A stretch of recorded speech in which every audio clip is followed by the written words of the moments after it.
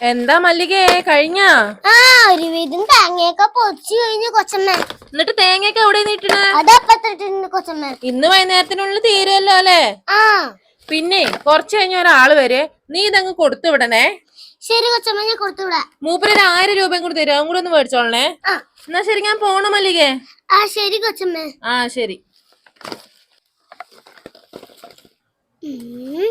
കൊച്ചമ്മ എന്ത് കണക്കാ പറഞ്ഞേ?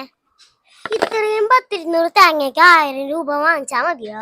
ചിലപ്പോ അഡ്വാൻസ് ആയിരിക്കും 1000 രൂപ. ഞാൻ എന്തിനാ അതൊക്കെ ചിന്തിക്കണ? ആള് വരുമ്പോ സാധനം കൊടുക്ക, സ്ഥലം കാലിയാക്ക, അത്രയും നമ്മുടെ പണി.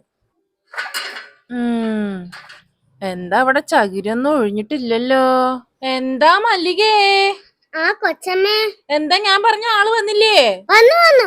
ആള് സാധനം കൊണ്ടും പോയി 1000 രൂപയും തന്നു. എന്ത് സാധനം കൊണ്ട് ആള് പോയത്? കൊച്ചമ്മല്ല, ആള് വരുമ്പോഴേക്കും തേങ്ങ കൊടുത്തോടാൻ പറഞ്ഞേ. എന്റെ ദൈവമേ, നീ 1000 രൂപയ്ക്ക് 10-200 തേങ്ങ കൊടുത്താ?